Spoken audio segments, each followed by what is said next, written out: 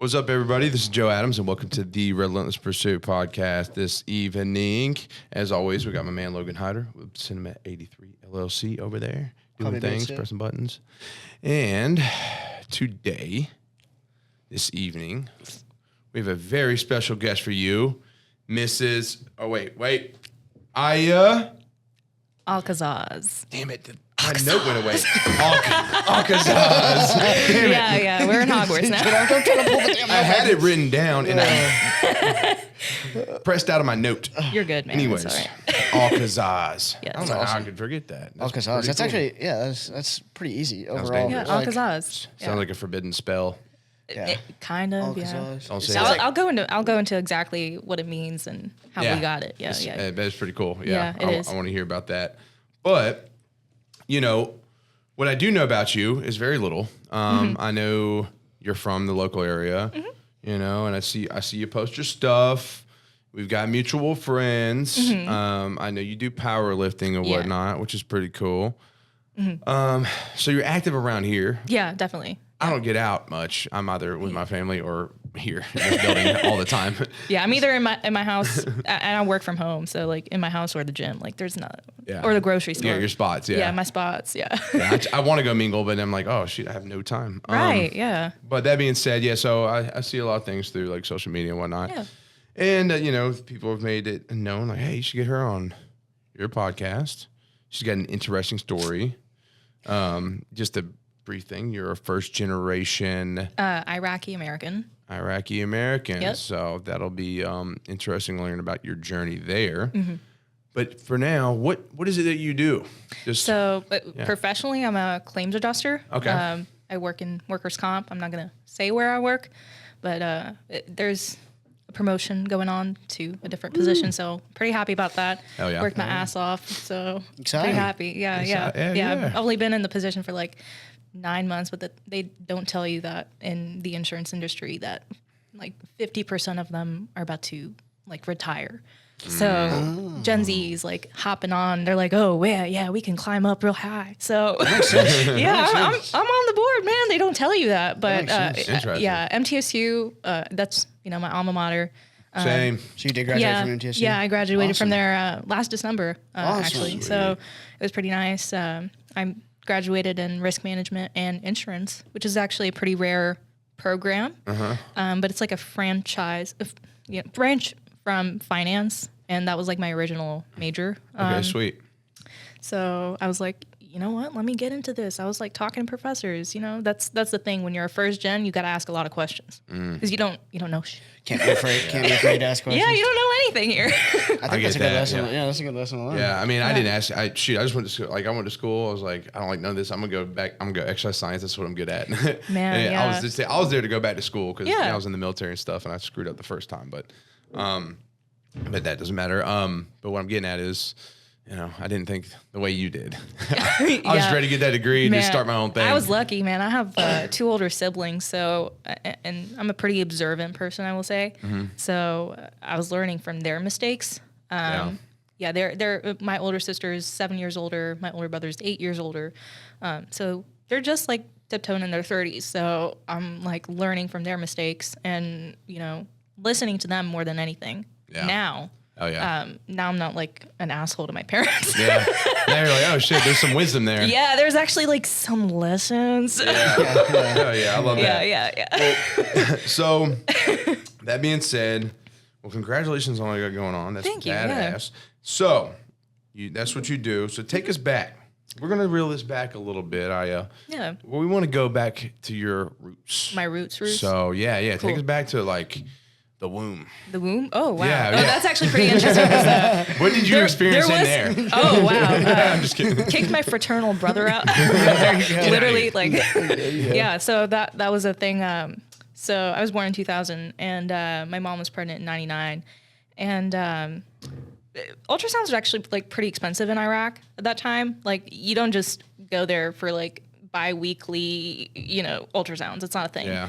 And my mom has like a lot of like cryptid pregnancies. I don't know how do you say it. Like she does not feel her first trimester. She just doesn't. So like 3 months in, she'll be like, oh, wow, I'm pregnant. and if anything, I was actually like a birth control accident. So that was like, like that's why there was like a huge gap between my older siblings and me. Because like my parents were like, okay, that's it. Kids, we're done. Yeah. Gotcha. So yeah, that was, and twins. So, but they didn't detect that from the ultrasound at first. And they were like, oh, you have a boy. Like, I don't know, 5 months in, something like that. And then my mom has a miscarriage in the middle of the night. And my dad takes her to the hospital. And they're like, hey, we're getting ready to like clean out your placenta, stuff like that. Because, you know, you just had a miscarriage. And my mom, she was stubborn. She was like, I feel something in here. I wasn't popping up on the ultrasounds, by the way. I was like the non-dominant twin or whatever. Damn. And my mom was like, no. And she like literally like ran out of the hospital. Like went back home. Yeah. Like a little ghost fetus. Yeah, like ghost fetus. And then she was like, I need an ultrasound. I need an ultrasound. And then my dad was like, okay, fine. We'll go get one. Damn. Yeah. She just knew she had that mother's Yeah, she definitely that mother's sense. Yeah, the mother sense. And then there I was popping up tiny little baby. So it's a good thing they double checked. Yeah. So I would have been like one placenta wipe away. Yeah, that's nuts. That is crazy. Yeah. So she calls me like her Starseed because like they didn't see her, like they didn't see me in the womb, like just popped out of nowhere. That's Starseed. I have a friend that calls me Starseed. Long story. Yeah. Anyways, but Starseed, I like that. Yeah, that's awesome. So, and I was born in January 2000. Now I get like ID'd. I'm like, hey, this is 2000 BC, by the way. Yeah. So I'm like 4,023 years old. Yeah. Like, you know how like, you know, when you're a kid, you know, you've been through like a lot of stuff. You meet like certain adults who are like, wow, you're like an old soul. Yeah. And you're like, I took that like kind of to heart. I'm like, wow, okay, thanks. Jesus, whatever. I love that. So So you were born, and you said you were born in Baghdad? Yeah, I was born in Baghdad, Nice. Iraq, and my family lived in an Assyrian neighborhood. Okay. So Assyrians in Iraq are like Christians. So most like the hospital that I was born among like nuns. So like they were taking care of me, wrapping me up, stuff like that. And if anything, like, my parents were hosting like the Christmas parties every year. So I'm curious as to how like things, you know, because everybody, I'm sure people like when they think of Iraq, they're just like, oh, Islam. Yeah, it's just Islam out there. Islam terrorism. Stuff like no, seriously though. Yeah. I mean, most people. So how do you? yeah. How do you divide that up? Like, what is it like there? Like, the different neighborhoods. I mean, people were pretty united. We weren't like divided people. It wasn't like this person's Christian, like don't talk to them. Yeah, so like, Assyrians are actually Christian, like they're like that's their faith. like that. They're like the OG, like I guess you can say like indigenous to Iraq. Okay, and like their faith is Christianity. Oh, interesting. And they speak Aramaic, which, if anything, I think that's like Christians say that's like the language of Jesus Christ himself. So I was like, okay. Interesting. So my parents also speak Aramaic and Arabic. Aramaic and Arabic are two different languages. Like it's just like local, and then it's very tribal. Like we're a very tribal culture in Iraq. So going back to Alkazzaz, it means the silk makers. Yes, like nice. My family will trace back all of the, our patriarchal tribe, like through my grandpa and great grandpa. We even have like their names all listed all the way back to the first one. Wow. That's so cool. That is crazy. It is. And we like made silk. Like my family originated, like they harvested like the caterpillars that made the fiber that made the silk and sewed it and stuff like that. And that's my origin, really. That's interesting. It's like in Nordic, I'm thinking like people that would have like last names that were like practical to what their family did. Like baker, carpenter, stuff like that. But they're not like mainstream. So. Yeah. There's duh. A lot of Americans. Duh. Smith, stuff like that. Yeah. Yes, I never thought about Smith being like a Smith. Yeah. Never even thought about that. But even then, like a lot of people when they migrate over here back in the day, like they changed their last names. They Americanized them, right? Like so, my original last name is Adamsko, and they changed it to Adams. And I'm like, damn it, Adamsko's so much cooler. But you know what I'm saying? There's a million Adams. That being said, but you can trace things back a little bit more, and I think that's one thing I love that about your culture and hearing that 100%. because I'm big on like cultural pride. Same, yeah. But then people demonize that, like, oh, you're proud of who you are and what your roots. And it's like, Man, what is no. wrong with that? Because that is our individuality. If we're all the same and we all, you know what I'm saying? We're like, I'm like you, you're like me, then what's the fucking, there's nothing unique about that. Absolutely not. Yeah. We should all embrace our culture and where we come from and like celebrate that.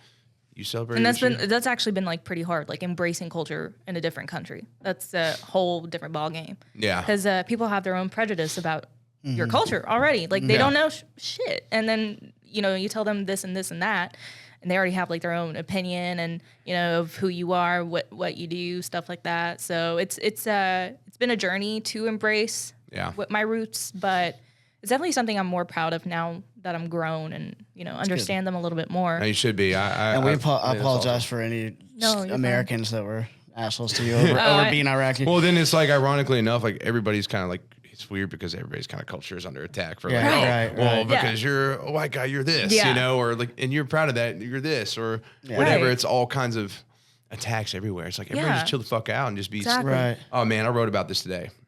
Can I explain it to you? Yeah. So I wrote about how people are really divided. Yes. Especially I was writing about like religion and spirituality, right? And you got a group of people, and here they are. Like say there's 5 people, and this guy's disbelief. This guy's a non-believer, doesn't believe in anything. This guy believes in this. This is this. This is this. They're all different. Well, none of them know that, but they got all the same similar moral code and values, and they live with honor, right? Right. Yeah. And they're like, "Fuck yeah, we're awesome." And then one of them's like, well, I believe in this. I believe in this. And they're like, oh, fuck you. And then everybody's just like, well, I'm coming right. at each other and I'm right. And their ego tells them they're right. And then they immediately despise one another. And it's just a sickening thing because it's like, man, if we could just like eliminate the title and understand that like no one's right about anyone else's path and just embrace like those simple things, like honor and stuff like that, I think we could all do pretty well. I always tell people like, who are you to tell what another person's story is? Exactly. Like it's arrogant. Yeah.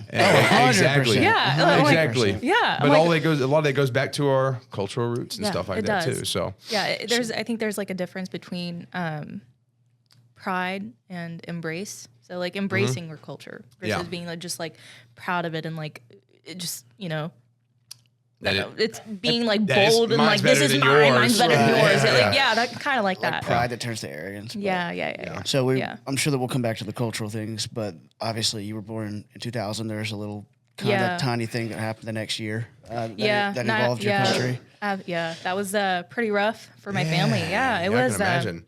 So for the audience who didn't put that together, 9/11, obviously. Yeah, and I mean, nothing really happened. That then at first, it was like 2003. That's really when it was hit. I also have a younger sister. She was born in 2002, so it's just my family of 6. And I will say, life in Iraq is really communal. So what my grandpa does is like every man, it's very like masculine, feminine. Like okay, this man's like you have this duty. As a man, you do this, this, and that. Yeah. So.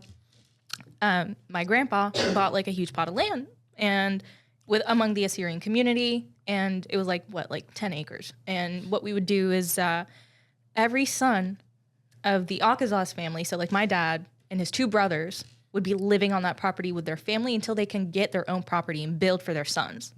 Does that make sense? Yeah. Mm-hmm. So it was like townhouses for every single family. I think it's great. It is. It's awesome too, because like, hey, mom, I'm gonna like run to the store. Can you watch the kids? And you have cousin, you have your aunt, you have your uncles. Yeah. So like all living like in the same unit, and it's like, hey, we're having dinner here, like come over. Hey, we're having movie night here, come over. It's just a little walk. Yeah. So it's very common for people to just live with their families for a long time. Yeah, it's nice. Yeah. It's not like here, like, oh, you hit 18, you're out of the house. Gotta get out. Yeah. Go. Yeah. So it's nice. So that's something that I want to carry into my own culture, but it's hard. So it's not like, especially in America. Especially in America. Yes. I was gonna say the pressure is to do the opposite here. Yeah. It's like you better get out I still as live with my quickly as parents, but possible. like, who do they have other than me? Yeah. Like both my older siblings left, and one's in Virginia, one's in Massachusetts. Well, that's the thing, and then you had in the States, it's so easy just to like go far. So it's like your family is just spread out all over the place. Yeah, it is. You know, I mean, they call it the Iraqi Diaspora. So I don't know. Yeah, like after the 03 strikes and, you know, all that stuff, people just spread out all over the world. Like I have family in Australia. Oh, like Iraqis went everywhere? Everywhere, man. Gotcha. It's a lot of people in Europe now, you know, and it's crazy. So in 2005 is really when it like hit my area, you know, strikes, stuff like that. Was there, if I don't want to interrupt you, but like whenever like 9/11 through that to 2003 and then 3 to 5, like was there fear in the communities? Were you expecting this to happen eventually? I mean, I was 3 years old, man. Like I didn't know so you don't remember a whole lot. I don't remember a whole lot of it. I mean, I was in school from 3 years old. Like my parents thought like I was like a savant genius because they would like give me like books and newspapers like upside down, and then I would flip them and like flip through them like I was reading. Mm-hmm. So they thought I was like some kind of genius. So they put me in school real early. Which kind of sucked because it sucked, man. Because I was like, should have failed that test, damn it. I really should have. I should not have flipped that newspaper. You should have just like ate it. No, she's not that smart. Yeah, she's not that smart. They turn around and she's like, yes, and yeah. I mean, I was a pretty smart kid. They couldn't fool me. Yeah. Yeah, like even my senses were pretty strong. Like they ran like experiments on me, so.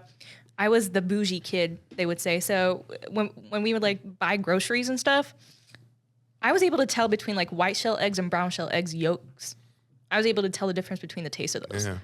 They were like, good. oh, I mean, she's like, she's crazy. We need to get her in school fast. You're like, maybe I just like quality eggs. Yeah, man. Jesus. Yeah, and like I would be like, this is nasty, like whatever. And like meat. I didn't like beef, and I would like only eat lamb. And you know, like it was red meat. Like people like couldn't tell the difference, like when they're freaking like 4 years old, but I did. Yeah. So Right. I was like, I want lamb. That's funny. I was a spoiled brat, literally. Barbell brat. Yeah, barbell brat. Yeah. That's wild.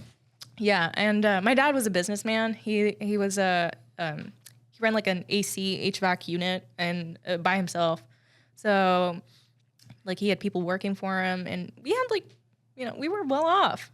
It wasn't like, you know, we were struggling or anything. My mom was a stay-at-home mom, so it was great. And, yeah, but 2005. Like, beautiful just family setup. Yeah, just beautiful, like, nuclear family setup. Yeah. And 2005, and that's really when, like, my specific, like, neighborhood and area was getting dangerous. From the war. Like, we lived in a pretty safe space. It was kind of like isolated in Baghdad.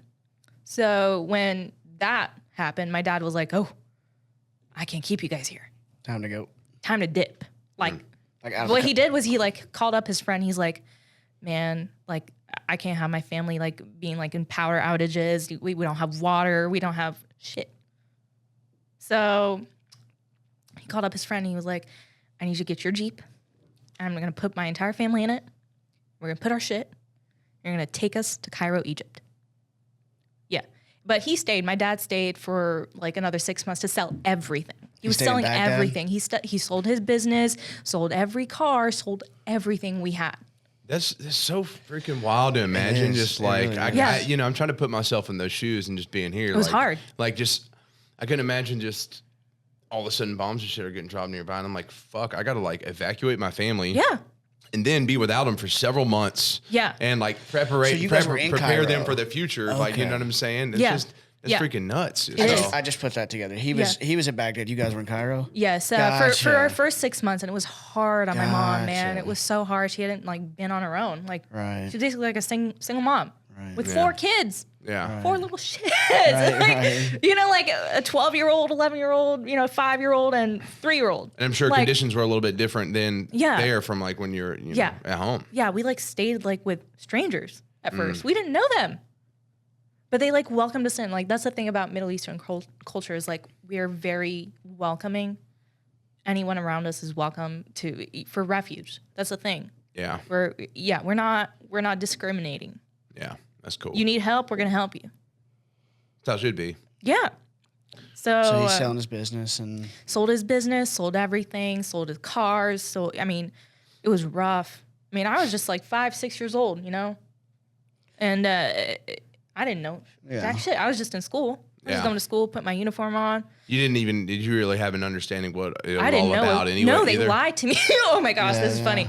Like, when you're a kid, like, you don't know, like, hey, your neighbor's getting bombed. Like, they're not going to tell you that. Yeah. Oh yeah, your cousin's farting next door. Like they would laugh. They would make jokes out of it. Your cousin farting next door. Like it was just loud. Well, might as well move countries. Oh yeah, the ground is shaking because your cousin's farts just too loud. So, no shit. Yeah. I mean, again, it happens. Yeah, I mean, I didn't see anything bad, but like, I remember like the power outages were pretty bad. Like my mom, like, having like the oil lamp in her hand and just like crawling. That's all I remember. She was crawling, like making sure that, we were okay. Oh, good. Yeah, that's really it. That's crazy. Have you talked to them a lot about that time period? I haven't. No, I mean we don't really mention it a whole lot. It's just like part of our life. Yeah. It's just something we lived through at this point, and it's not.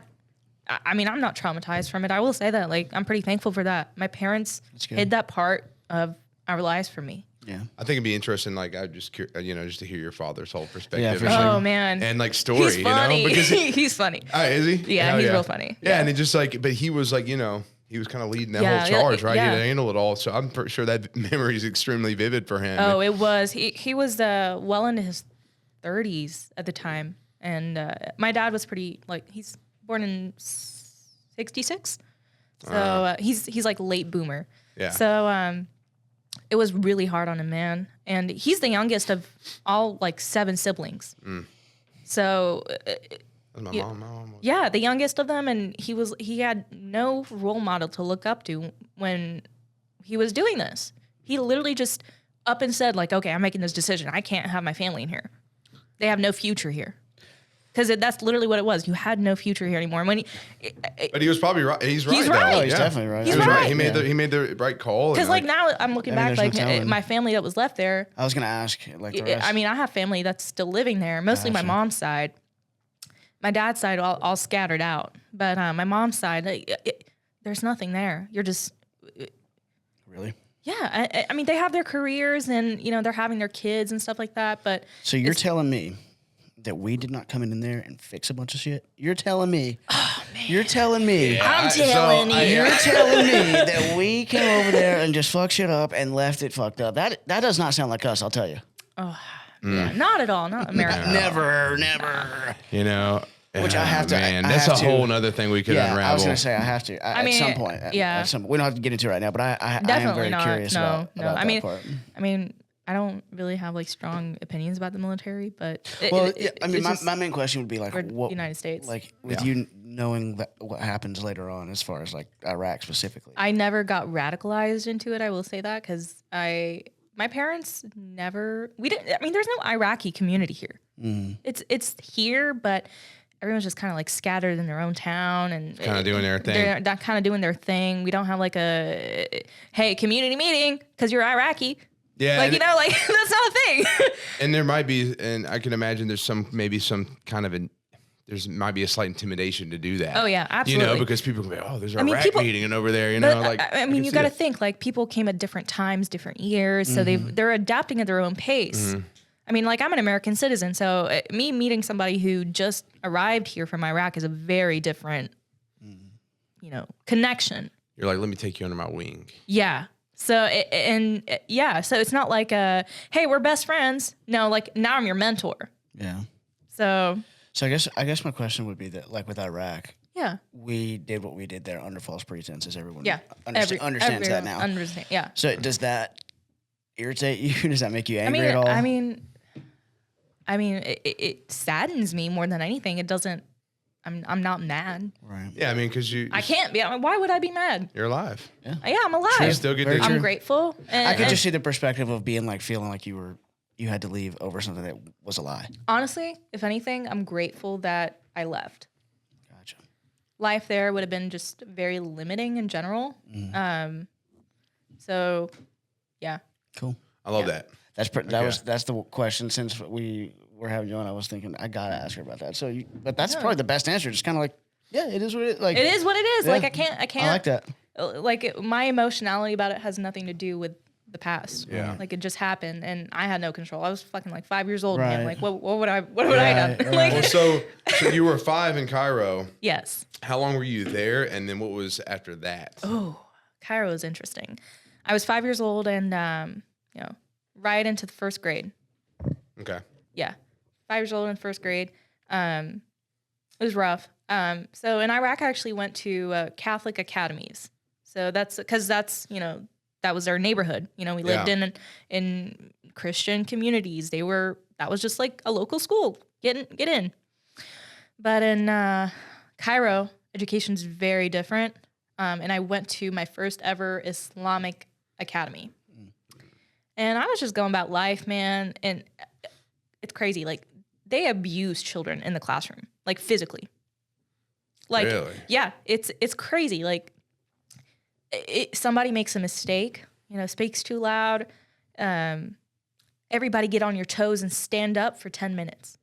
That's why I have giant calves. Everybody's like, oh, why you have nice calves? Like, oh, I was abused as a child in the classroom. Like, I got my multiplication tables wrong a lot of times. I tell you what, my kid's got some skinny calves. I'm just kidding. I'm just kidding. Now I know what to do. Yeah, get on your toes. get on your toes. That's wild, though. Yeah, and then like put your hands up like all the way. Like it's crazy, and it wasn't.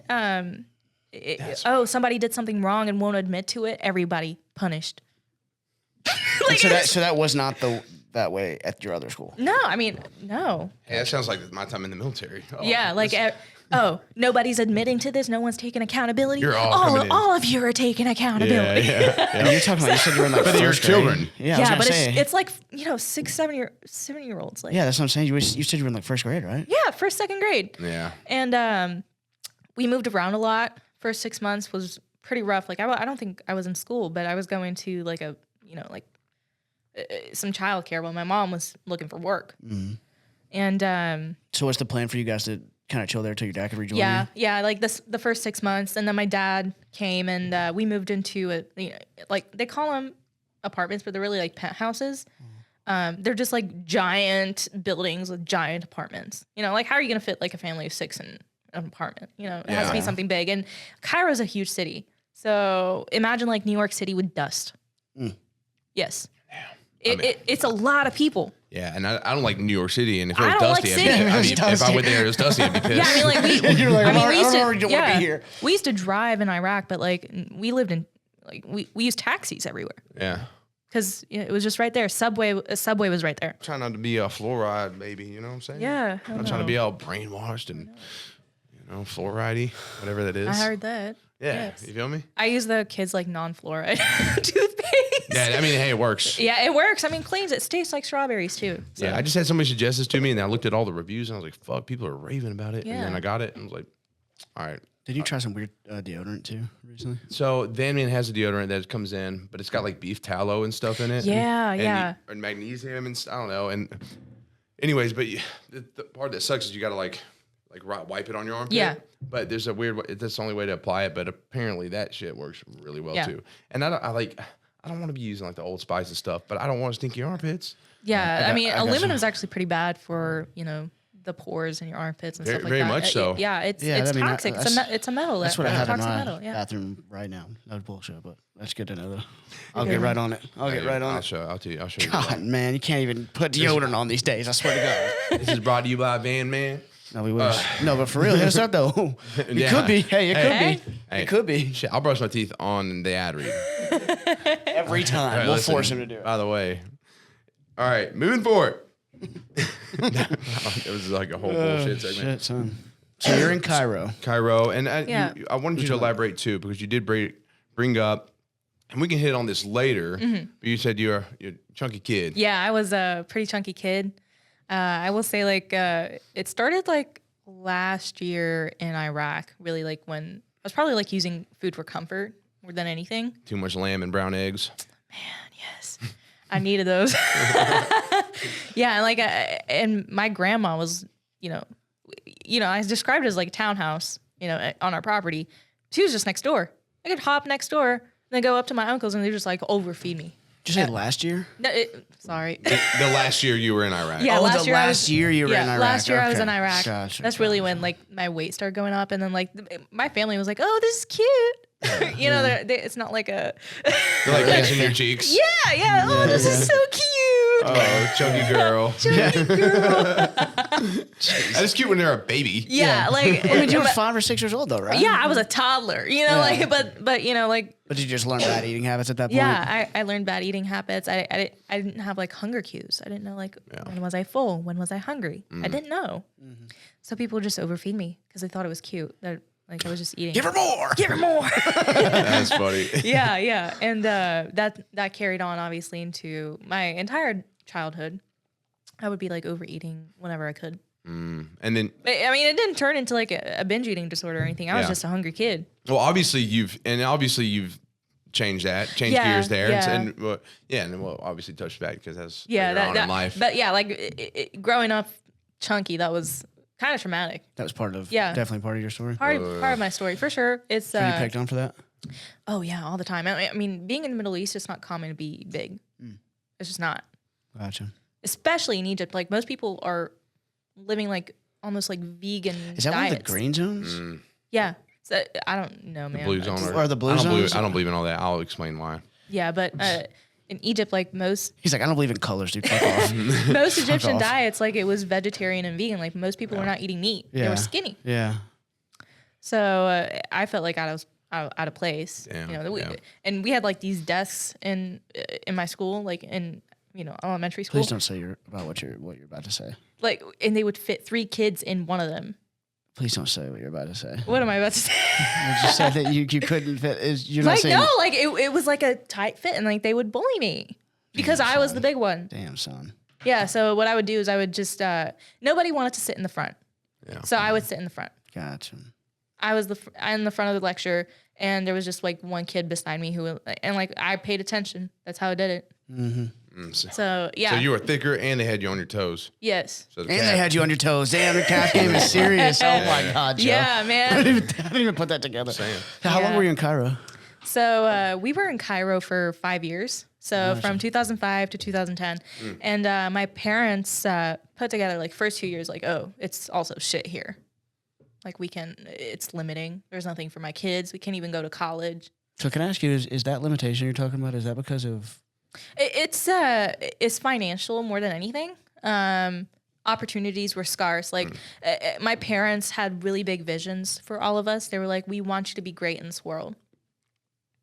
They didn't want us having like mediocre careers, mediocre educations. They were like, my mom put a lot of money.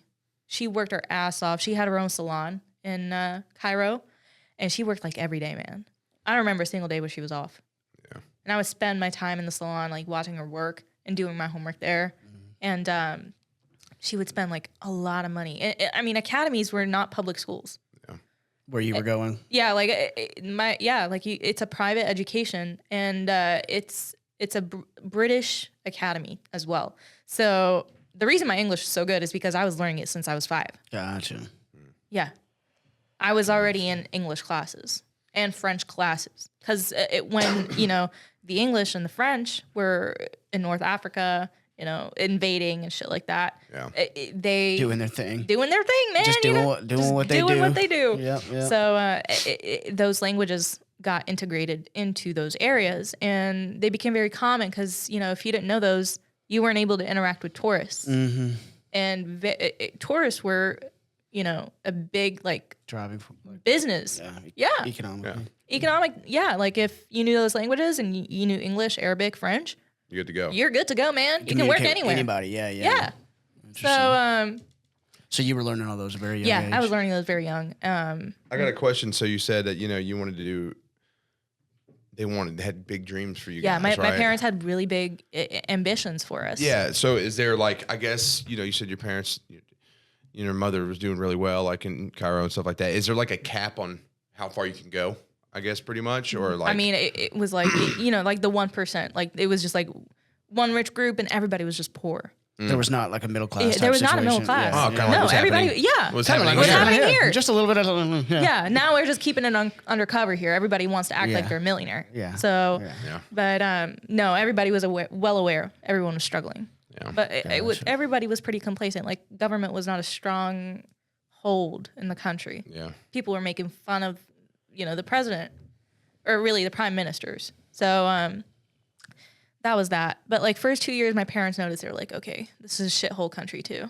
We got to get out. Yeah. And no offense to like, people that still live there. Like, I don't know. Well, I mean, they're still like, I don't, if you're viewing from those countries, I'm so sorry. I'm not sure. I don't think we have a bunch of Egyptians. Oh my goodness. But opportunities were limited, and it was just that. It was limited. Can I ask the other big one that I wanted to ask? Yeah, of course. This, I don't know if this is elephant in the room type thing. You maybe wanted to ask, touch on this too, but No, Logan. we were talking about like the Assyrian thing, Yeah. and like how people don't even think about Christians as being in the middle of Baghdad, for example. Yeah, they don't. Like, there's also Coptics in Egypt as well, like a huge Christian community. Yeah, Coptic Christian. And there's Yeah. one, the Coptic Christian church right up the road. Exactly. So on that, to that token, I guess, instead of asking about some of the the myths or misnomers that are not true, I'll just ask directly: how much was Islam a factor there, like in both of the two places? That it was huge, though. I mean, if anything, it's like Christianity here. Like, yeah, you have freedom of religion in the United States, but there's a church on every road here. Right. It's in the Constitution. It's in the Constitution. It's on your license plate. Yeah. So It's big like, business. It's a big business. Yeah. So it's just, like kinda that. like that Islam there. was the same thing. It was overpowering, everywhere. And you stuck out like a sore thumb if you weren't Muslim. I will say that. Gotcha. That's kind of what I'm asking. Yeah. But people stuck to their communities. Yeah. So you guys didn't get too much like trouble for No. being that. Gotcha. No, we didn't. That's cool. We were pretty accepting. If anything, I will say, like, I don't know if you've heard in Islam, there's two sects, major sects, Yeah, I was gonna ask you Sunni about and Shiite. Shiite. Yeah. My mom is Shiite and my dad is Sunni. Oh, It was really? kind of like it wasn't unheard That of. is kind of It wasn't unheard of for two people to get married from those sects. It's kind of like, Catholic and Protestant. right. So I will compare it to that. But it kind of like raised some eyebrows. Like when my siblings were going to school, their teachers would be asking about it. They're like, Well, isn't that the main? wow, like your mom's Shia and your dad's Sunni. Like Your parents what? are such rebels. Yeah, They were, really are. That sounds like Yeah, they were kind of pretty much. But that was the two groups that had conflict with each other, right? Yeah, not huge at the time, I will Okay. say, but it was just kind of like So what is the deal with that? Is Shia. I'm not exactly like sure of the difference, but That's a long running thing, right? it is. Gotcha. But they practice religion very differently. I will say Shia are more of the esoteric side of Islam, like whereas Sunnis, like the majority of Muslims, are Sunni. Right. Like I want to say like 90% of them. So you're saying that the other group is more of your Yeah. But they're Extreme. mostly centered in Iraq Yeah, as like well. the esoteric, like getting into the more deeper. Extreme. Yeah, things like of it, deeper yeah. extreme ideals and Yeah. ideas of Islam. Which And I appreciate that too, Yeah, though. yeah. So there was that. And but we didn't care. Like nobody it just went into one ear and out the other. Like, oh, you're talking about religious difference. We don't care. And what about like the radical groups? Was there issues with that you ever had to deal with? Really? I never had to deal with Again, no. I'm speaking for all the dumb hamburger eating Americans out here that are just asking dumb questions. But I'm No. just curious if that was ever. No, Interesting. not really. So it's just we kept That's to really ourselves. interesting. I would have never really thought that. The radicalism, I will say, started like after we left Iraq. Okay. And that's really when people like were divided and they're like, yo, this is happening to us. We need to get together, Right. do something crazy, do something intense, keep to ourselves. that jihadist But mentality. yeah, like Fight that back, mentality. Like yeah. you had like a bunch of like teenage boys, like 16, 17 Yeah. year You olds. can't be angry at them about it because you went from Yeah, like you a can't. society and a country that was doing Free. just fine, and then like all of a Out of sudden, nowhere. fucking bombs get dropped, Yeah. and then people are gonna get pissed. That's what happens. Yeah. Radical ideals start to get created if exactly. people band together and they rebel. Yeah. Especially when you lie about why you're there. That doesn't help. Yeah. That definitely does not help. Yeah. Yeah. So but it's understandable, So Yeah. I mean, It's like you can't come in as like a moral authority whenever you're doing that. And that I kind of mean, stuff. my dad was talking about how Iraq was before the Islamic Revolution in the 1980s. It was like a socialist country. Really We had free education, man, free higher education. interesting. People were going to college for free. Interesting. And that was before the Islamic Revolution. I will say, like, people were Muslim, yeah, but they weren't like in the government per se. Yeah. So they weren't like enforcing Islamic laws. like, like crazy. Like, oh, you don't have to wear hijab. So like you're Sharia fine. law is that? Yeah, that's what the country does follow. It's always been a theocracy. That's just the basis of Iraq. But it was not as intense until like the 1980s. And I will say like, oh, Reagan was in power. I will say that. And then I do blame a lot of things on him. So on Reagan? heard. Yes. Well, to your point though about the war, like when you say you can't blame him, that kind of thing, it's like there's a lot of people that fought in that war that are like that hate. I talked to a lot of veterans who were in Iraq, and I'm like, I hate it. You were just a puppet. Like, don't apologize. I don't care. As soon as they realize that, dude, that's gotta be and I think it's not necessarily there's being in the military is a noble thing. Any military, right? Yeah. Because you go in there with the mindset of, or at least guys I know. I don't know how it is like right now because I know letting a lot of different people in. That being said, people I know, like they want to do the right thing. Right. Like, hey, the fight for your country thing is the mindset, right? Especially when you're fucking 18, 19 years old. Yeah. But you don't. So and especially here. Yeah. And you're not paying attention what the government's doing. You just think you're an American. This is like a good duty to do. Yeah. And then. Yeah. It's like the pride. And then when you get for me, I got out and then I started learning things. I started diving in things. I'm like, man, it's not the military that's the issue. It's just.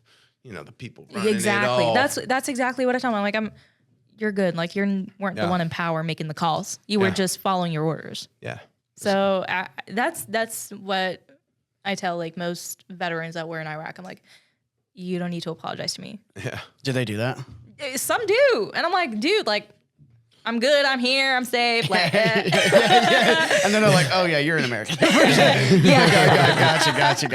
Yeah. And I take the idea of being an American, what that means, and what is America built on if not immigrants? Right, 100%. So I'm like, I took that to heart. I was like, you know what? My journey makes me an American. Oh yeah, cool.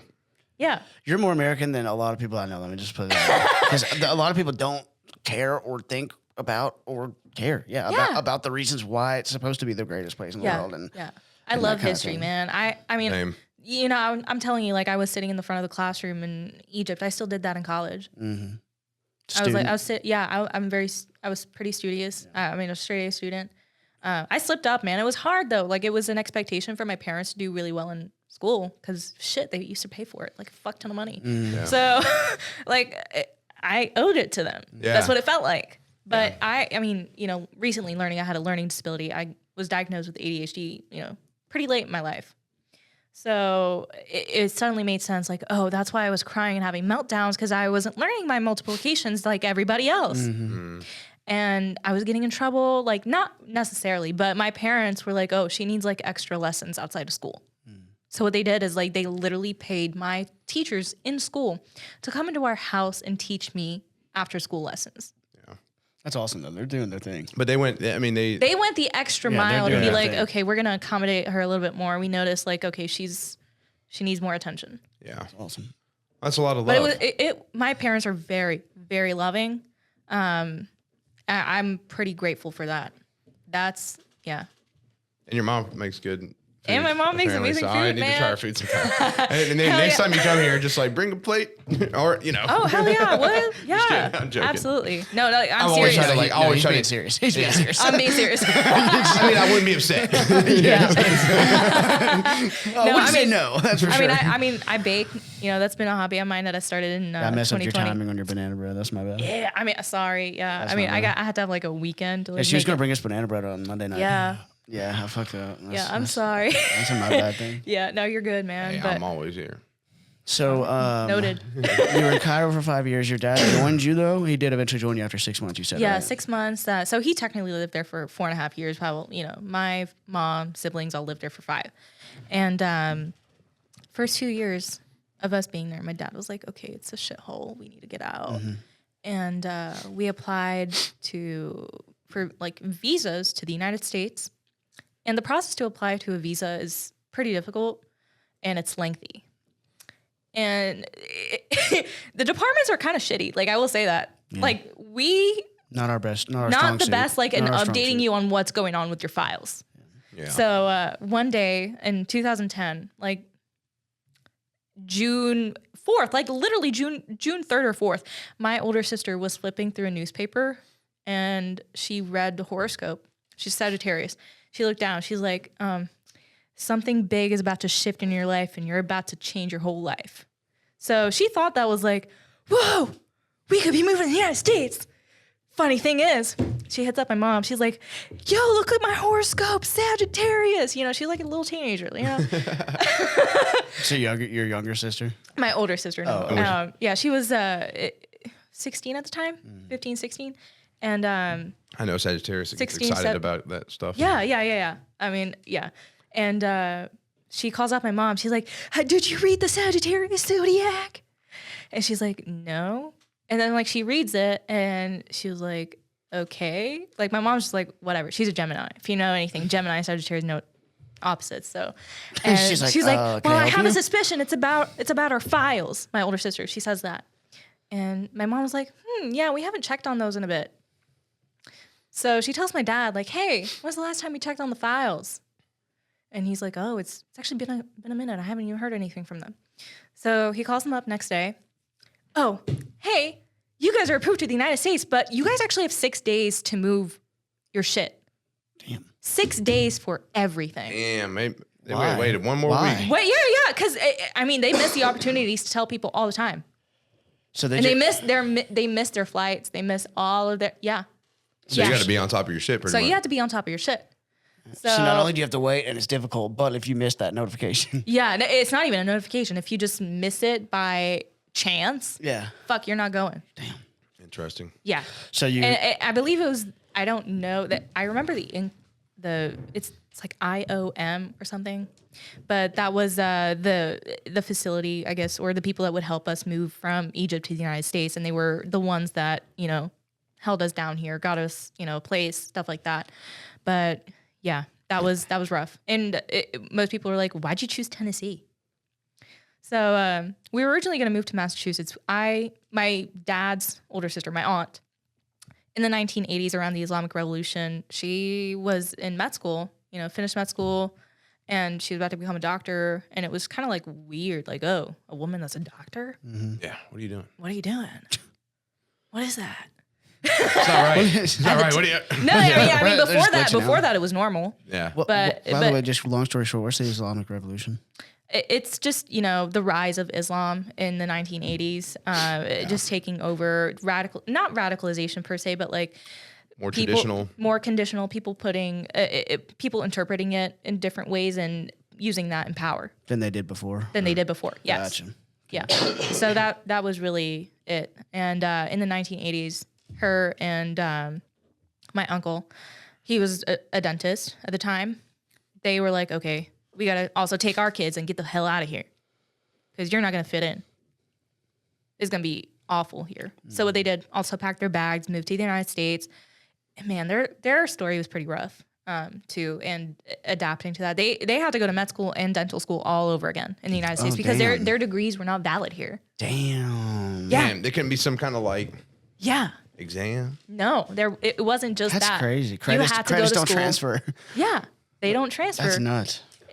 And we were lucky. So we had a cousin from my aunt who lived in Nashville and, took us under his wing. We were pretty lucky and he showed us the ropes. And we didn't want to choose Massachusetts. It was too cold. Like you're living in a desert. Yeah, that was a good choice, by the way. 120 degrees was pretty regular, Fahrenheit. And you're moving to like Joe's face. He loves the cold. He's like, oh my God. And then you're moving to like 6 feet of snow. Yeah, no. It was too drastic. So 120 degrees Fahrenheit, just regularly. No, I mean not in the Not summer. super regularly, but Yeah. golly. It does But the get thing pretty is, hot I up will there. say, I preferred that kind of heat in Egypt because it was dry To the heat. high, I was gonna say. It was dry heat, it wasn't humid. Like 95 degrees Fahrenheit in Tennessee feels worse than 110 in Egypt. I believe Facts. that. Yeah. A lot of people say that about the dry. Like Yeah. in Arizona, it's really hot, but it's Humidity is pretty dry. bad. Yeah, it's dry heat. Like you weren't, musty.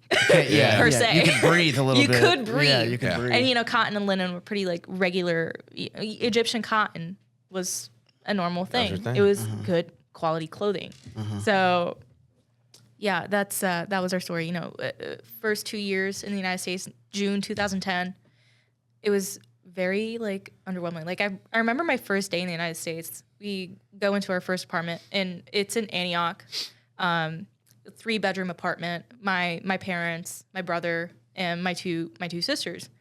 And then I look out like the balcony, and I'm like, is this America?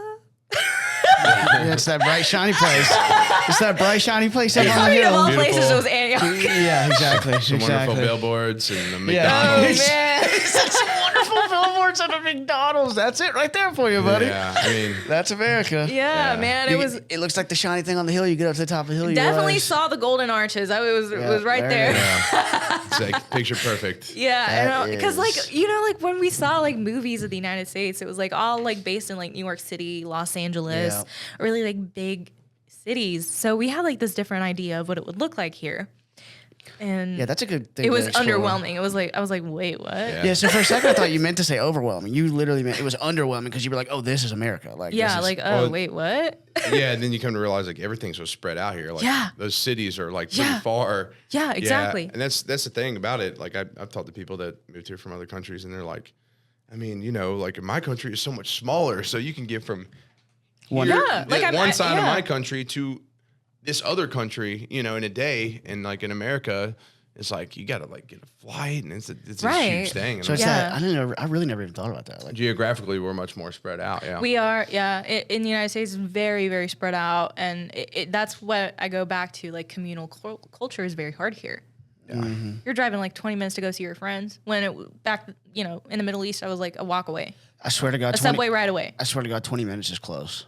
Like I would, It's I would, not. I would consider It's like if not. my friends are 15, 20 minutes away, I'd be like, that's pretty close. Like think about it, like 40 minutes, almost an hour of your I day drive just in 45 traveling. minutes to come here. I know, I mean, and thank you for that. Like I'm grateful. I'm just saying, like, it is spread out as hell, though. Really. yeah, it is. But to us, you know, and to Yeah. Americans, like that's Now that's it's normal close. to me. Now it's Yeah, normal. it's to me. normal, right? Yeah. So yeah, yeah, like yeah. I learned to drive here. Yeah. So yeah, but Being able to walk places and having to drive is yeah, like it it's- was. yeah. Now I have to like make it a part of my day to get my steps in. where it was like, oh, you're just gonna go walk to school. I used to walk to school, Yeah. so Don't do that it here. was a cultural shift, huge culture shock, more than anything. Even in media, like we would turn on the TV in our apartment. We're like, why are these people kissing? Yeah. Like we didn't have that. Please Like, unbox that some more. Just the different, like the culture shock. Yeah, yeah. Like it was crazy, and it was at the time like when Netflix was coming around, 2012, 2011, and we would just watch anything. Yeah. And it was so that And Oh, so Netflix. Yeah. yeah.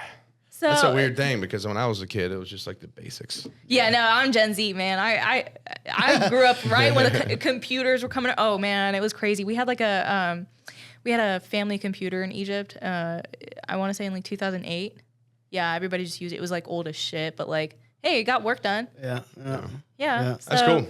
Yeah, I mean, but, so but I you want need to it. say like growing up with early exposure to the internet was crazy. Yeah. It was not good for our brains. Not and, good. and I mean, I'm grateful now, but man, I was an asshole to my mom and my dad because they didn't allow me to have electronics until I was 16. Whoa. Yeah, But it's a very positive is. thing. it I is mean, a very positive thing, but it took like a toll like on the bullying. Like I mentioned, like I was bullied in primary school in Egypt, and getting bullied here. you don't got a cell phone? You what? Yeah, no. Well, we're doing homeschooling, and we're definitely Yeah, going to yeah, keep our daughter man. from like bullshit. Like if we're at dinner and you see parents give a kid an iPad to distract That's the them, worst. That dude. is- we won't do that shit. That's the worst. Please don't. Yeah. Yeah, no, like, fuck that. Like we're anti all that. So Yeah, same. Like now, like I'm thinking about it in retrospect. I'm like thankful. Like wow, Oh, yeah, for sure. I don't have internet brain rot. yeah, but you were already trying to adjust to this new culture. Yeah. and then you wanted to fit into it, right? Yeah. And then you're just Yeah, getting bullied now you because you're can't. not fitting it. Yeah, And then and also like my parents were also helicopter parents. Like if anything, like I get it now. Yeah. But back then I was like, are you just gonna like keep me sheltered all the fucking time? Yeah. Like I wasn't allowed to go see my friends. I wasn't allowed to have sleepovers. They were scared of everything. I was gonna say, because we with- didn't have community. Like there were no Iraqis around us. yeah. And you Yeah. talked Pretty about difficult. walking to school. Like kids do that here. Like they're getting napped. I was it gonna is say, what don't it do is. that here. Yeah, don't do that here. But like, it's crazy, man. Like a huge shift, and I had to learn how to adapt super quickly. But I knew the language. That's something that I was grateful so for. much. It helped a lot, man. And my parents knew, they were like, okay, this is good. Like, you have a base with the language, and now you can adapt. But then, like, learning, like, everybody's different social cues, what they mean here in the West. Like, hey, if she's talking to you, like, complimenting you this way, it means this one thing. And I'm like, whoa, whoa, whoa, whoa. Yeah, because people can be kind of disrespectful about the language shift. Because I was just at a, there's a, guy that works at the gas station up the road, and got a, he's definitely more like, he's Indian, but he's got like, he doesn't really know English that well. Yeah. And this guy's asking him questions in front of me. He's got like 20 lottery tickets. Like, anyways, I got my opinions about people like that. But he's like, he's getting all frustrated. He's like, I don't understand you. And just storms out. And I'm like, fucking dick. Like, I understood me. I just want a can of dip. But anyways, I'm like, dude, you're so irritated with this guy. Like, fucking, he's new here. Like, show him some grace, man. Like, it's a whole different world to him. Yeah. So, I don't know. But that's just how people are. Yeah, I mean, like, people did not show grace at all. Like, it was isolating. And like I said, like, my parents were helicopter parents. I wasn't allowed to do a lot of things, like have electronics or beautify my face. That was one thing. I wasn't allowed to do my eyebrows. And when you're fucking Middle Eastern and you have eyebrows that aren't untamed, dude. But anywho. Yeah. Anywho. Yeah. So, taking the back seat. You're here. You're living in Antioch. It's a beautiful scenery out your balcony. Beautiful scenery, like Kroger. Yeah. I mean, hell Man. Just everything you ever dreamed of. Yeah. You're adjusting. No electronics. You're feeling sheltered, whatnot. But here you are. You're getting school. Yeah, fifth grade. That's where I started. I didn't go to elementary school here because Davidson County has like this thing where they cut off elementary school at like fourth grade, and then like middle school starts in fifth. That's what we did, baby. Yeah. So starting in middle school was pretty rough. That's right. I didn't know that. Yeah. So I was like, oh, all these big kids and all around me, and I stuck out like a sore thumb. But I got in, and first, I want to say like school dance. I really wanted to go. I just want to be like, I just want to see what it was like. Yeah. Man. And like, it was rough because like even my teachers would bully me. And really? Like I had like this teacher that was like out for me. I don't know what it was, but I was in the dance and I was like enjoying my time with my friends. And she filmed me dancing and showed it to the entire class the next week. No. Yeah.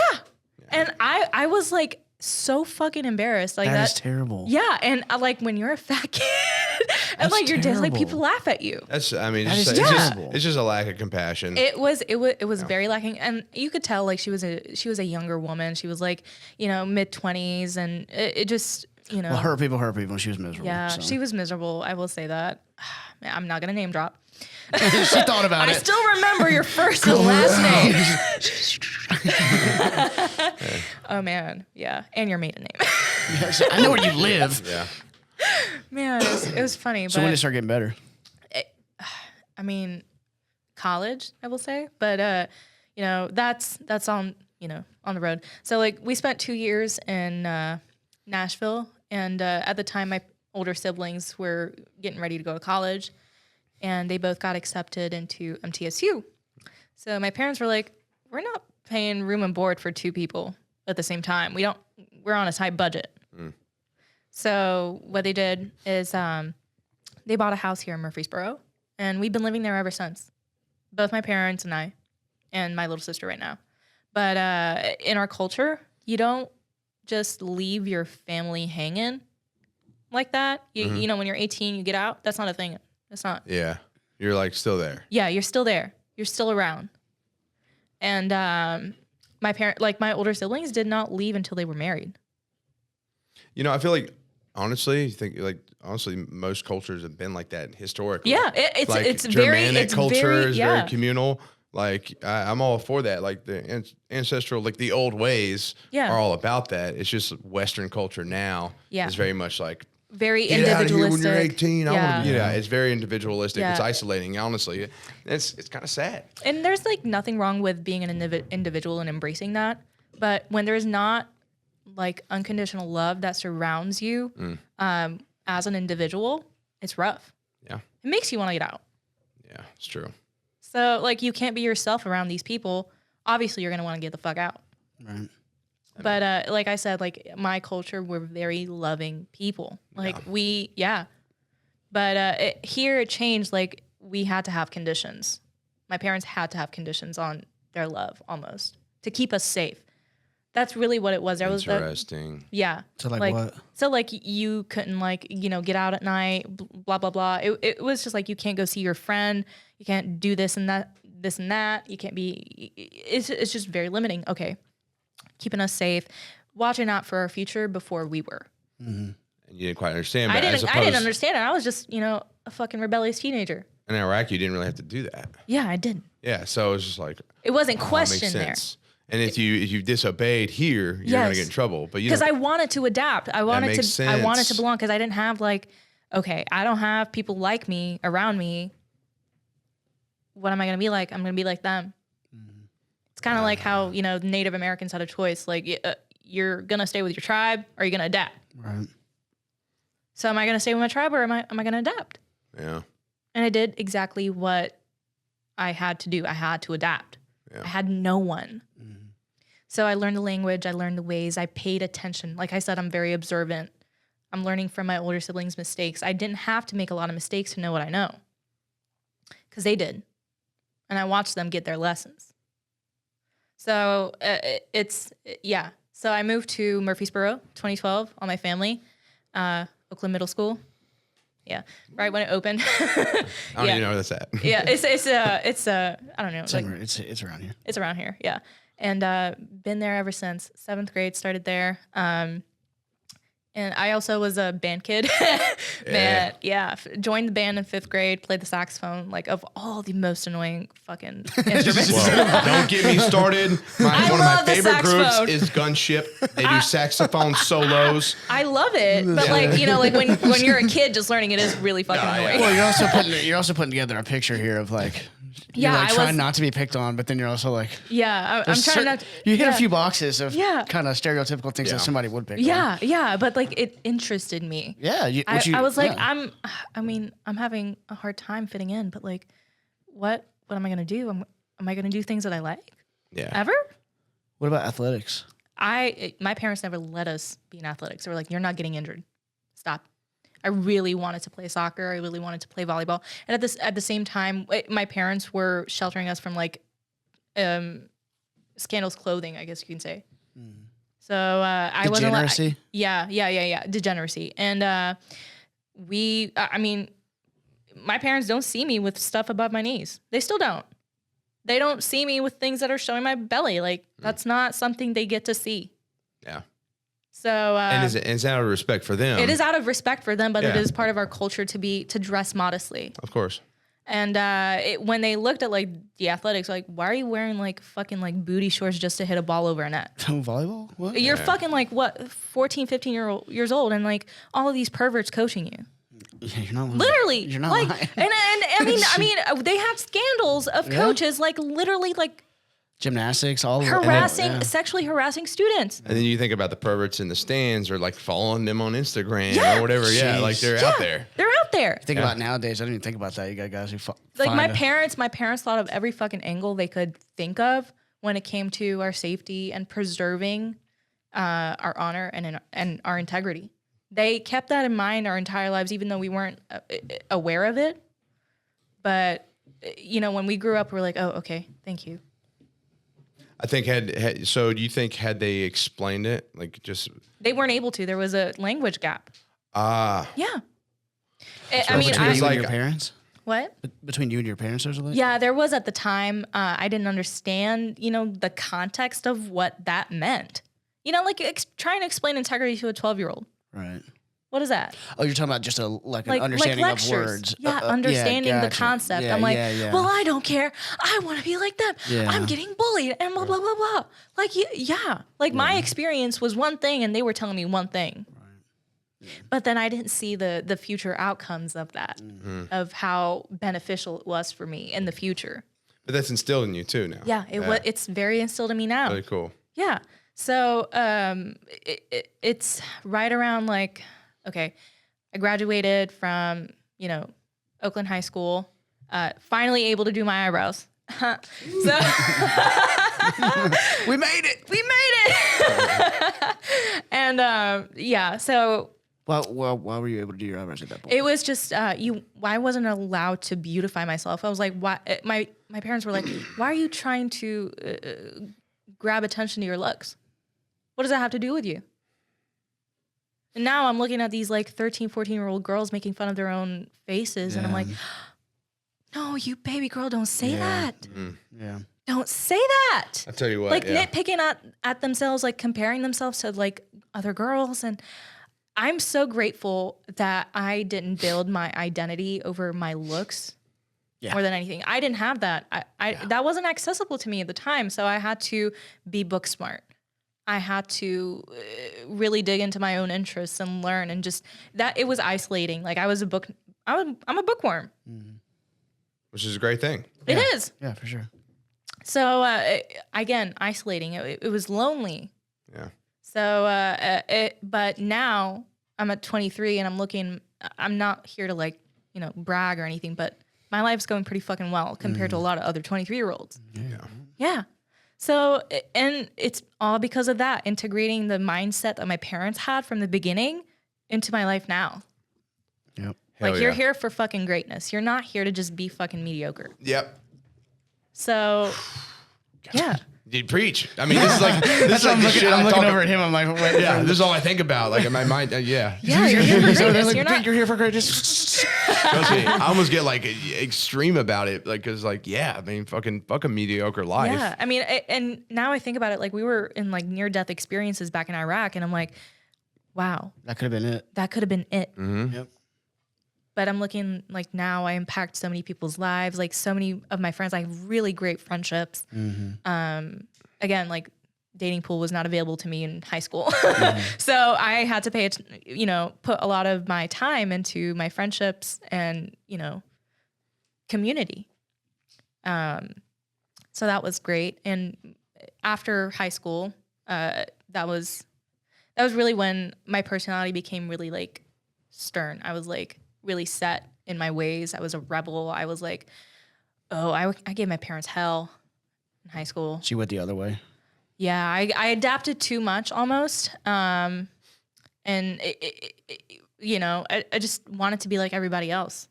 But you were still living with them though? Yeah, I mean, I'm in high school. Yeah, Yeah, I was a of kid. So So they were able to pretty much see that. yeah, they were able to see everything, but I would like sneak out, not a whole lot, but like, just hang out with a friend. It wasn't anything like ridiculous. I wasn't like going to like clubs and shit. Right. But like, like when you're, 15, 16, like, why can't I hang out with my friend that's like next door at 6 p.m.? Yeah. Like, what's wrong with that? Yeah. But they were like pretty stern, like, oh no, they have to come over. Cause they wanted to keep an eye out. They didn't want any dangers. They were like really afraid. They're fearful people, anxious people. But, But when you're anxious, and maybe it's not necessarily a fearful thing, but when you're anxious and you're like just like it's just that you care. Yeah, like it's just like I is. get anxious about my business and worked up Exactly, and like my family and stuff like that, and it's not that. Other people around you maybe like making comments about it, like Something- finding it irritating, but really it's just you caring. No, And I it's, give a fuck. Yeah, you give a fuck. Yeah. Yeah. And What is wrong with that? Yeah. Well, there's a balance. And there's a balance. There is a balance there for is sure. a balance, but like it was cool to like hate your parents in high school. Yeah. Yeah, it was being closer to your dad. Like what? You don't have daddy issues? Well, yeah. I know. Yeah, welcome to America. Yeah. And that's the thing, and it's like, well, and this is obviously about you, but I love that aspect because I'm listening to what you're saying, and like a lot of this stuff your parents had like instilled that you appreciate now are things I'm big on. Yeah. And like, They didn't answer the why. I was an asshole to my parents because I asked the question why a lot. Yeah. And they weren't able to like downsize the explanation to my brain. Yeah. That makes a lot of sense. I was asking why me, why this, why that. So because of that, you push back on it? Yeah, I pushed back Yeah. on it. I was like, why are you not making sense? See, Did it and I make would sense? be able to do that with my daughter. Yeah, you you're know, able, like, you don't have a language gap. Yeah, So, exactly. Yeah. And I can also be a little bit, because one thing I'm big on is like, yeah, I'm her father, and that's I demand respect as her father and whatnot. But at the same time, like I want to create like a friendship with her. Yeah. Like Now yeah, I'm best friends with my dad, man. Yeah, I know a guy that Yeah. his two daughters are, and we were talking about this because I talk about that friendship idea. Yeah. But like instilling that early instead of being like super authoritative. Yeah. Like building a friendship, but also instilling those values. I had to actually forge the friendship with my parents. Yeah. They didn't have to, because I noticed later on. I was like, wait, like my parents are sick. Like they don't have anyone here. Yeah. And like when you're growing into your empathy, and that's a skill you have to grow, obviously. Yeah. And you're like, wait, like I know that now people who are hurt people back. Mm-hmm. And maybe all the times that they hurt me was just them because they were hurt. Right. That's it. I mean, they had to. And then I had to ask them like, hey, like, tell me a little bit more, stuff like that. Your childhood, stuff like, your traumas, to understand you a little bit more. And you would think like most people act entitled, like your parents are supposed to do that for you. They're supposed to forge a friendship for you, And I'm like, it's not the same for me. It's not. Yeah. I mean, it works both ways too. It works both ways, yes. But like at the same time, my parents did so much for me, and I wasn't grateful at the time. I was just a spoiled fucking brat. Yeah. So well, a lot of us are, just so that you feel a little bit of grace on your, a lot of people are mean to their parents when they don't understand what they're trying to teach them. Yeah. And that's why I snapped. I had a moment after high school. So my older sister went to Lipscomb University, and if you know anything about Lipscomb, it's a Christian university. They wanted us to be around Abrahamic values, if anything. It didn't matter what religion. They wanted us to be around that if it was available.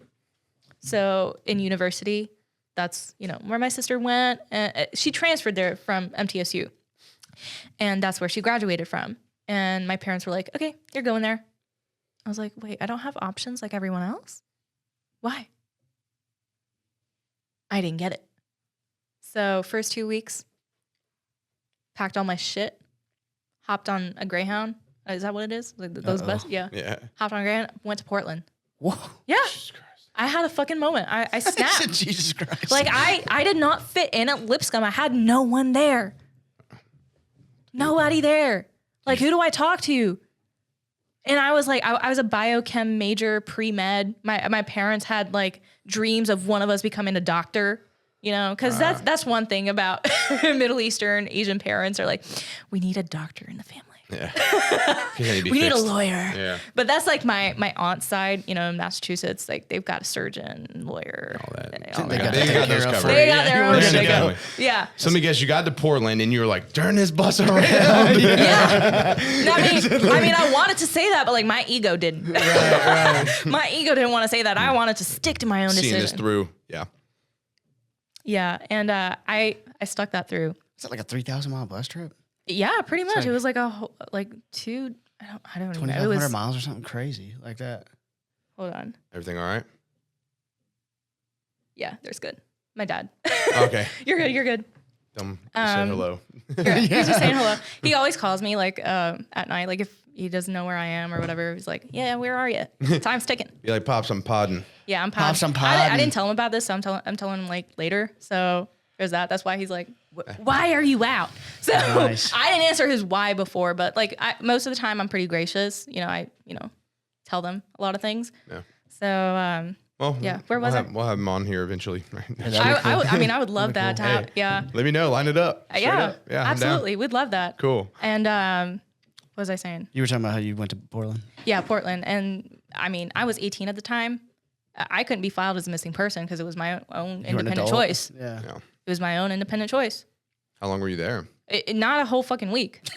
Hey, that's still better than when and then my parents literally chased me down. Damn. Damn, they found you? They found me. How did they find you?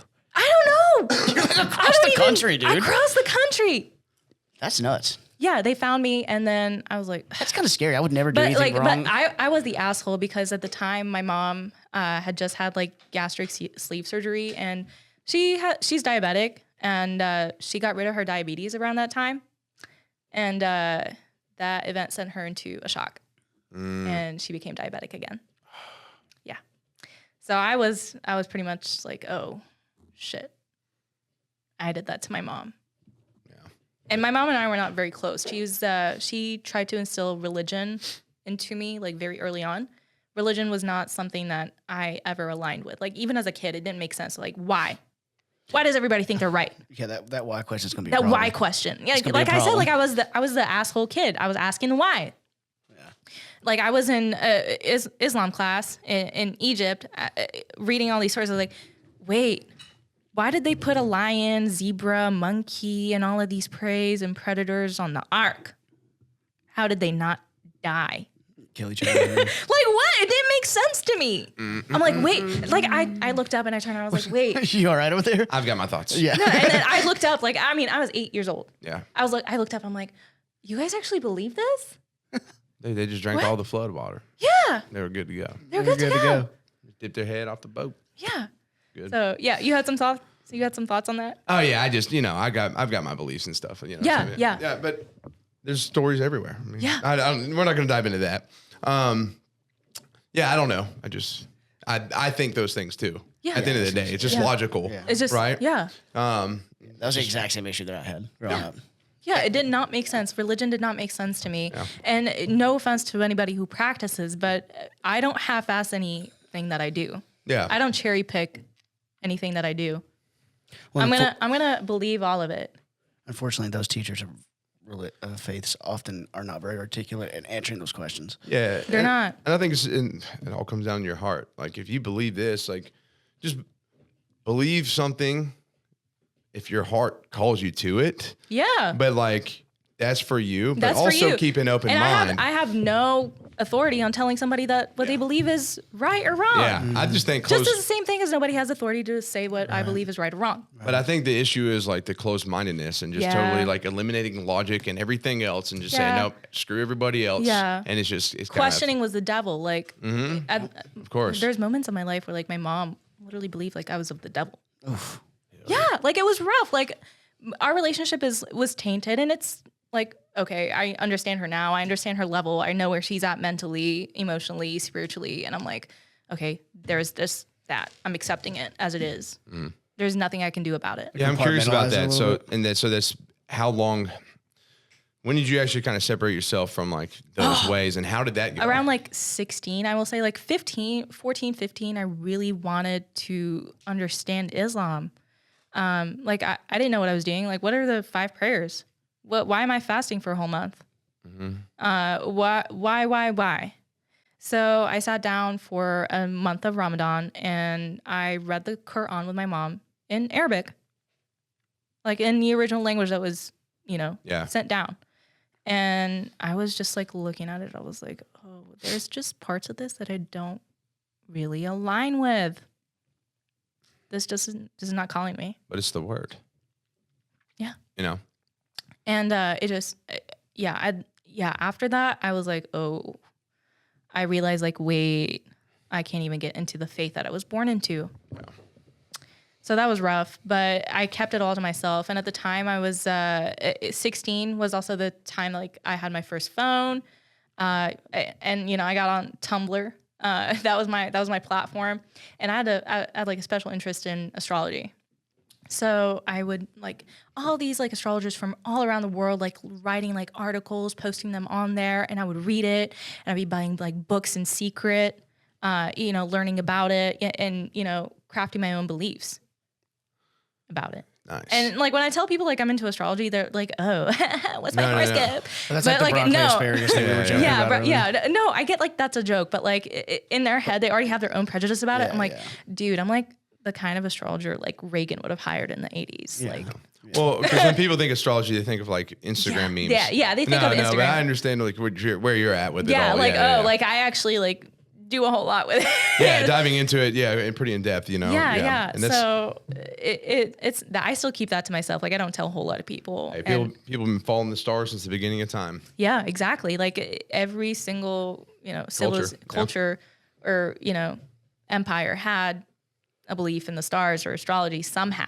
Literally midsummer celebrated in June. We worship it's the worship of the sun, Yeah. Like we celebrate the sun. Like people have been doing that since the beginning. Yeah. You know, there's Sumerian, the Sumerian texts that have the constellations on them. It's like, how the fuck did they know? All pagan cultures. How did they know? Like, that's where we look to. Oldest recorded text, but now it's silly and it's mocked. Yeah. You know, I find it funny. That's just surface level, though. Yeah. But I mean, that's how you sell like big ideas to a large group of people is you simplify it as best as you can. But then the consequences of that is just it dumbs it down. Yeah. It makes it so mainstream, and people create these like prejudices and all of that shit. So.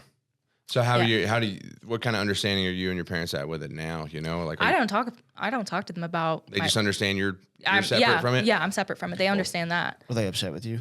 At first they were in denial. They're like, "What?" Like I would be like telling them like I'm not Muslim. They're like, "What? That's not possible." They're like, "What? That's not possible. Like you were born into this." Like my name means like ayat. My first name means verses of the Quran, like literally. Damn. Ayat. And it, metaphorically means like miracles. Cause, like I was born like a miracle. Right. So Aya is like this, the singular version where Aya is plural. Aya is, that's what it means in Arabic. So they're like, your name. I'm like, it's like in every culture. What are you talking about? Aya's in Japan. I could see you're a problem for them. Yeah. I was like, I was a problem child. They couldn't answer my why. So I had to go digging for it. Yeah. I had to go digging for my own answers. Yeah. And I had to, and then college, after, the Portland shit, I came back, got, a job, and transferred from Lipscomb to MTSU. And that's really like where I found community. MTSU was it's a diverse, it is diverse body of students. You could find literally anybody from everywhere. But, at that time I've already adapted, have more freedom now. Like my parents know that, if they do some shit that I don't like, I'm just dipping. It's like she's gonna do her. She's just gonna do her. Like we gotta accept it now. Yeah, but y'all are like pretty close now. Yeah, like we're much closer now. Like it's a different dynamic. Yeah. Now they're like, okay, you're grown. Like. Yeah. That's cool though. That's cool. They don't like. You're always gonna be like my mom says. You're always gonna be my little boy, my baby. And I'm like, oh yeah, whatever. Back off, mom, dude. Back off, dude. I'm just kidding. I'm huge. Yeah. Back off. Yeah. Yeah, no, but anyways, she's like totally. No, I'm like I always will be, man. I fucking adore my mother. But at the same time, it's cool that there's that understanding of like. You always will be that, but y'all got this new relationship that y'all can connect on more stuff and like actually, I don't know, enjoy each other's company. Yeah. You're not worried about you're not really worried about the judgment aspect from them. And I think that's one of the coolest things I've experienced is like when I realized that I was kind of being a dick when I was younger and I went into the military and I grew up and I was like, all right, I took a lot of shit for granted and I let them know that. I took y'all gave me all the resources I need to succeed. Exactly. And I just said, fuck you. Flushed it down the toilet. I said, screw it. So that's why I went. Part of why I went in the military. And then I connected with them, as I was on that journey. And now, they're my freaking homies. Yeah. I mean, I still respect them as my parents, but I love my parents. They're like some of my best friends. Yeah. And it's such a cool thing. And it's rare. Mm-hmm. You know what I'm saying? And I don't know, is it pretty rare for that? It is like, in your culture? Like in my culture, like most people are just like not close to their dad. Like I'm pretty lucky that my dad is a very emotionally expressive man and way more emotionally intelligent than a lot of Middle Eastern men. He can recognize and take accountability for things that he's done wrong. And he's always wanted the best for his kids. It's always been his number one. Yeah. He's like, I don't care what's going on in the fucking world. My kids are number one. Yeah. I don't care. That's always been his goal. Just very focused. That's very awesome. focused. Yeah. I was telling my friends, people are going to know my lore. Yeah. Your lore. I love that. Hey, but at least you got nothing to hide. Yeah. There's something liberating about it. I tell people, is. there's say what you want about me. There's nothing. It's all out there. I got nothing to hide. It's kind of it's a good feeling too. It is. You know, you really just by exposing your whole path and who you are, then you just really don't give a shit. You don't. Yeah. Hey, you want to know about me? Just go listen to the podcast. Just go listen to podcasts. Yeah, right. Yeah. And And I love this like podcast setting because it's folklore, and folklore keeps community alive. And guess what? When you have kids one day, and they have kids, and so on, they're not going to know you, but they're going to be able to come and look at your podcast episode and learn your like journey. Yeah, exactly. Isn't like that cool? It is. It's freaking cool. Like, hey, I want to know more about you. I'm like, here, It's very cool. link. Yeah. Literally. Yeah, Literally. it's amazing. Yeah. And so I love to recognize that aspect of it. Yeah. But like I said, I could talk about this stuff on and on and on. But It's never a bad thing when you get to the end and you're like, we should do another one. yeah. Never a bad We could, thing. because we can just Never a bad conversate thing. about a lot of this stuff. Like, but I do want to finish your journey. Yeah. And then, next time we'll talk about different things. Yeah, absolutely. So, you covered a lot of it, up to like going to college pretty much. Yeah, college was a hit for me. Yeah, so I want to hear about college and like mainly, and also like the weight loss and getting into powerlifting and all that too. Yeah. Oh my goodness, that was a big journey. 2019 is really when I like went to college. That was, I was, working on, my face, because that was not something that beauty was not accessible to me before that. It was not. I wasn't allowed to wear makeup. I wasn't even allowed to like shave my legs. So your hair was just like frayed out. And No, like I was allowed to do my hair. That was something that was the only thing I was allowed to do. you brush your hair. Yeah, like style my hair. So okay. I became really good at styling my hair. Like my mom, she owned a salon. I learned how to like fucking do like 5-strand braids. I mean, Like that was easy shit for me. Oh yeah. And I would be like braiding, like finding different ways to like style it and shit like that. But then really like when I got into makeup and beauty and shit like that, I was like, oh, there's a whole different side that I haven't tapped into. Yeah. And it was like the dating pool. Oh, like of And like that American was life. in 2019. Yeah. I was 19 years old. Excuse me, I'm turning my alarm. Yeah. Because I got one that goes off at 8:30. You're good. I don't want to be. So, Yeah. but the dating thing that's when like boundary, I guess, adapting that you hadn't really I had like no touched idea. yet. Yeah. Gotcha. Because, I mean, I was the ugly fat friend in high school. So going into college, it was like, woo, this is a whole different world. And it's new to me. Yeah. But Had you transitioned physically? That was a weird way to put that. Had you? She was only in Portland for like a week. Yeah, dude. God, no. So at that time, no, but Oh my God. Portland. yeah, you like that? Yeah. But but you said in high school you were the ugly fat friend. Yeah, I So, would, like guys would be making fun of me, like asking me out on dates as a joke. But at this point, Yeah. was that not like you didn't feel like that was the case anymore? Yeah, like So this is yeah, after- like oh yeah, like I'm getting male attention. Male attention was not something that I ever based my personality on. I Well, couldn't. That's good. That's good for the record. Yeah, and it's good now. Like I see it. I see that it causes like brain rot in women. I'm like, Yeah. oh my goodness, doubt. like you center men in your life so much that it's embarrassing. Yeah. Yeah. No doubt. Like you care that deeply about what they think of you. Hey, It's crazy. man. Like and I couldn't care.